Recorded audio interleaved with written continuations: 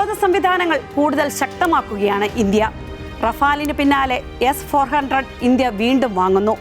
ഏകദേശം 10,000 കോടി രൂപ ചെലവിൽ 288 S-400 മിസൈലുകളാണ് റഷ്യയിൽ നിന്ന് വാങ്ങുന്നത്. ഇതിൽ 120 ഹ്രസ്വദൂര മിസൈലുകളും 168 ദീർഘദൂര മിസൈലുകളും ഉൾപ്പെടുന്നു. പ്രതിരോധ മന്ത്രി രാജ്നാഥ് സിംഗിന്റെ അധ്യക്ഷതയിൽ ചേർന്ന ഡിഫൻസ് അക്വിസിഷൻ കൗൺസിലിലാണ് വാങ്ങാനുള്ള അനുമതി നൽകിയത്. ഓപ്പറേഷൻ സിന്ദൂരിൽ ഇന്ത്യയുടെ ഏറ്റവും വലിയ കരുത്തായിരുന്നു S-400 എന്ന പ്രതിരോധ സംവിധാനം. ഇന്ത്യയുടെ രക്ഷാകവചമായ സുദർശന ചക്രം. കൃത്യതയും വേഗതയുമാണ് ഇതിന്റെ ഹൈലൈറ്റ്. പാക് യുദ്ധവിമാനങ്ങളെയും ഡ്രോണുകളെയും വെടിവെച്ചിട്ട് അതിർത്തി കാത്തു. പാകിസ്ഥാനുള്ളിൽ 300 കിലോമീറ്റർ അകലെ യുദ്ധവിമാനങ്ങളെയും ഒരു ചാരവിമാനത്തെയും തകർത്തു. ഇന്ത്യയുടെ വ്യോമ പ്രതിരോധ തന്ത്രത്തിലെ ഗെയിം ചേഞ്ചർ എന്നാണ് അന്ന് S-400നെ വ്യോമസേന വിശേഷിപ്പിച്ചത്.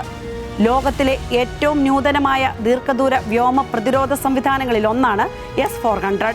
റഷ്യ നിർമ്മിച്ച് ഇന്ത്യയുടെ വ്യോമ പ്രതിരോധ കമാൻഡുമായി സംയോജിപ്പിച്ചിരിക്കുന്ന പ്രതിരോധ സംവിധാനം 400 കിലോമീറ്റർ വരെ ദൂരത്തിലും 300 കിലോമീറ്റർ വരെ ഉയരത്തിലുമുള്ള ലക്ഷ്യങ്ങളെ തകർക്കാൻ കഴിയുന്ന ഒരു ദീർഘദൂര ഉപരിതല വായു മിസൈൽ.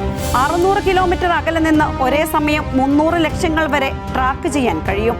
ഒപ്പം 70-ലേറെ ലക്ഷ്യങ്ങളെ ആക്രമിക്കാനും സാധിക്കും.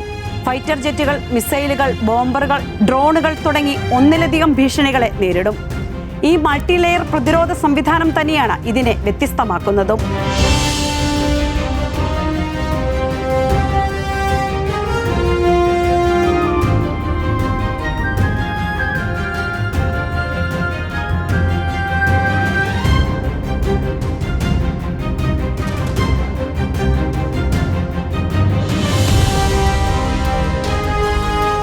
വ്യത്യസ്ത ദൂരങ്ങളിലെ ഭീഷണികളെ നിമിഷങ്ങൾക്കുള്ളിലാണ് പ്രതിരോധിക്കുന്നത്.